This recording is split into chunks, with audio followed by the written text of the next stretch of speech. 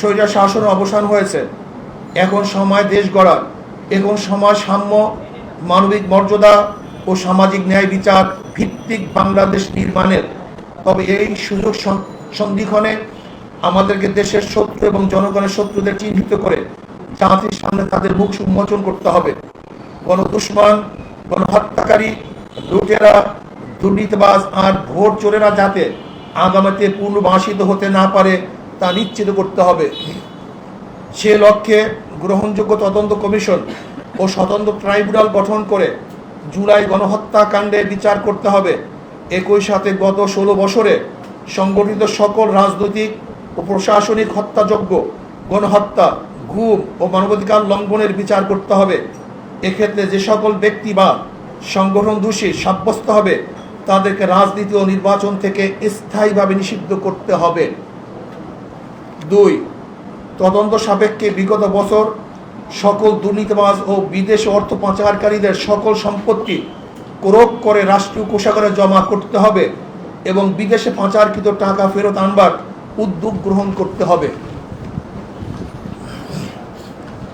Number 3, আইন শৃঙ্খলা বাহিনী, প্রশাসন, বিচার বিভাগ সহ প্রজাতন্ত্রের যে সকল কর্মচারী আইন, সংবিধান, শপথ লঙ্ঘন করে অপেশাদার আচরণ করেছে তাদেরকে বিচারের মুখোমুখি করতে হবে।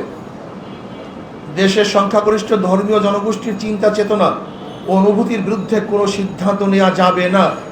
নির্বাচন কমিশনকে পুনর্গঠন করতে হবে এবং অবাধ, সুষ্ঠু, গ্রহণযোগ্য ও অংশগ্রহণমূলক নির্বাচনের জন্য সংখ্যাধিক নির্বাচন PR পদ্ধতি চালু করতে হবে।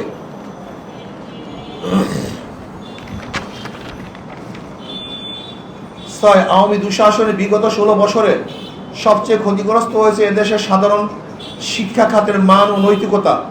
এই ক্ষতি দ্রুত সময়ের মধ্যে কাটিয়ে ওঠার লক্ষ্যে দেশপ্রেমিক শিক্ষাবিদ ও উলামায়ে কেরামের সমন্বয়ে একটি জাতীয় শিক্ষা কমিশন গঠন করে প্রয়োজনীয় পদক্ষেপ গ্রহণ করতে হবে। 7. গ্রাম পুলিশকে জাতীয়করণ করে তাদের সম্মানজনক বেতন ও ভাতার ব্যবস্থা করতে হবে। প্রিয় সাংবাদিক বন্ধুগণ, ছাত্র জনতার এই আন্দোলন হত্যা, লুটতরাজ ও অবৈধ ক্ষমতা প্রয়োগের বিরুদ্ধে ছিল। শিল্প ও কল কারখানা ধ্বংসের বিরুদ্ধে ছিল না সংখ্যালঘুদের বিরুদ্ধে কোনো পদক্ষেপ। সেজন্য আমরা বিশ্বাস করি যারা লুটতরাজ, দখলদারি, অরাজকতা বা সংখ্যালঘুদের উপর কোনো রকম হুমকি সৃষ্টিকারী কার্যকলাপে লিপ্ত তারা এই আন্দোলনে সম্পৃক্ত কেউ না, বরং তারা সুযোগ সন্ধানী। সুতরাং আমরা বর্তমান অন্তর্বর্তীকালীন সরকারকে এই সকল অরাজকতা সৃষ্টিকারীদের প্রতি কঠোর পদক্ষেপ নেওয়ার আহ্বান করছি। প্রিয় সাংবাদিক বন্ধুগণ, ইসলামী আন্দোলন বাংলাদেশ মনে করে দেশের সকল নাগরিক সমান মর্যাদা অধিকার প্রাপ্ত। ধর্মের কারণে কাউকে আঘাত করা বা কাউকে প্রতিপক্ষ বানানোকে ইসলাম ও রাষ্ট্রীয় আইনও সমর্থন করে না, আমাদের আন্দোলনের চেতনা ও সমর্থন করে না। সেজন্য বলবো, দেশের সংখ্যালঘুদের প্রতি প্রতিটি উপাসনালয় ও ধর্মীয় স্থাপনায় CC ক্যামেরার ব্যবস্থা করুন।